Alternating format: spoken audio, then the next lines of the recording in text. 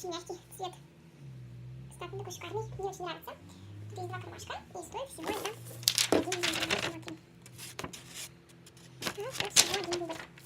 Следующий подарочек, который мне пришел, это фен Витек. Стоит, Витек вообще фирма хорошая и стоит достаточно дороговато, но повторюсь, пришел он всего за 1 рубль. Смотрим на кладную.